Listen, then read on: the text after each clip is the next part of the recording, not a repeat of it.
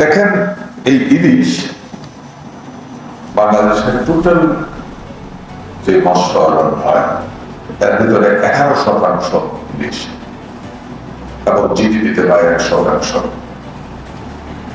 আমি মিনিস্ট্রি দায়িত্ব নেওয়ার পর এর মধ্যে অনেকের সাথে আমার কথা হয়েছে, দেশে বিদেশে যারা আছে। পৃথিবীতে এই মুহূর্তে খাদ্যের কোনো অভাব নাই, কিন্তু মানসম্মত খাদ্য প্রচন্ড অভাব দেখা দিয়েছে, শুধু বাংলাদেশ না, সারা বিশ্বতে।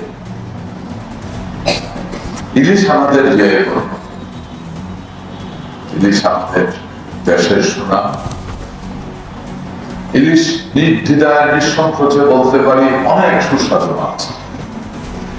পৃথিবীতে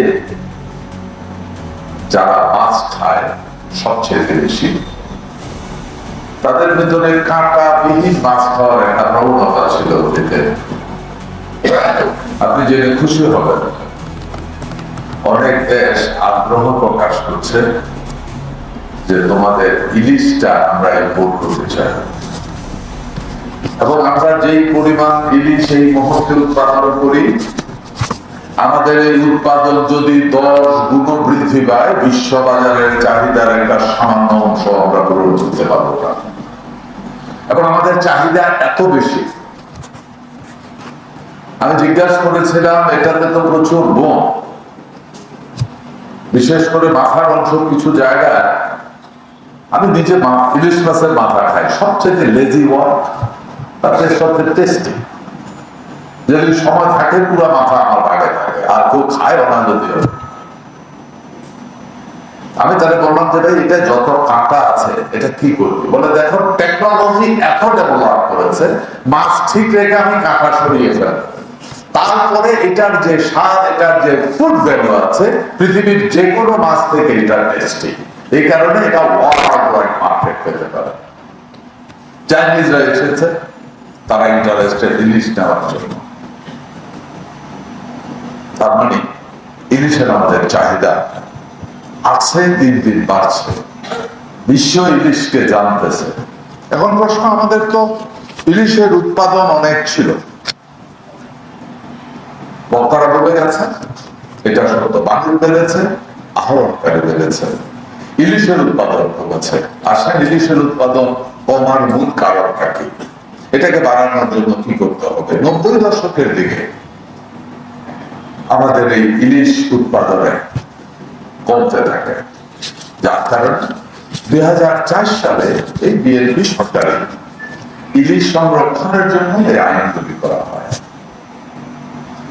এবং আইন করার পাশাপাশি প্রথম ইলিশ মারতে পারবে না, দেন প্রশ্ন এসে গেল যারা মারবে বা যারা মারে তাদের তো পেট আছে, তারা কিভাবে চলবে? তাদেরকে খাদ্য সহায়তা। এই খাদ্য সহায়তার ব্যাপারে আমার ব্যক্তিগত কিছু অবজারভেশন আছে। এই লোকগুলি যারা ইলিশ আহরণ করে বা ইলিশ ধরে, আমার কাছে যতটুকু ডাটা আছে যে বেশিরভাগ জেলেরা একেবারে হ্যান্ড টু মাউথ খেটে খাওয়া মানুষ। এরা নির্ভর করে দাদন দাদের উপরে। এক কথা, এই দাদনদার যারা আছে, এরা নৌকার মালিক, এরা জালের মালিক, এরা টাকার মালিক। এই জেলেরা যখন বিপদে আপদে পড়ে, শুধু মাছ ধরা বন্ধ করবে নয়, কোন একটা জেলে হয়তো তার মেয়ে বিয়ে দেবে, টাকা নেই। ওই দাদনদার দায়িত্বে বলে, মেয়েটা একটু সুন্দর করে বিয়ে দেয়, টাকা লাগলে নেয় আমার কাছ থেকে, না তা করি নেই। ওই জেলে ফেসে গেল। তখন সরকারের নিষেধাজ্ঞা কোনো কিছুই তাকে মাল কাটাবে না। দাদনদার এসে বললে, তখন টাকা তো নিয়ে আমি দিয়ে দিলাম খুব ভালো ভালো করে, এখন টাকাটি দেশ টাকা, তবে ভাই পুলিশ তো দাদা রাখবে না।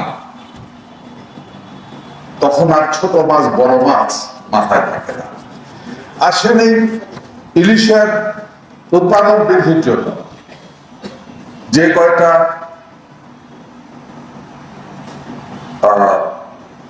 ইনফরমেশন অফিসার দিয়েছে বা যে কোনো একটা উপদেশ দিয়েছে, আপনার সবগুলির সাথে আমরা একমত। আমি ব্যক্তিগতভাবে একমত। ইলিশ আসার জন্য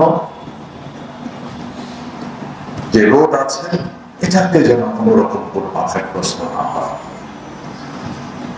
একই সাথে ইলিশ কেন এই নদীটাতে আসে, এখানে আসলে স্বাদ হয়, তার মানে এর পানির ভূমিকা অনেক।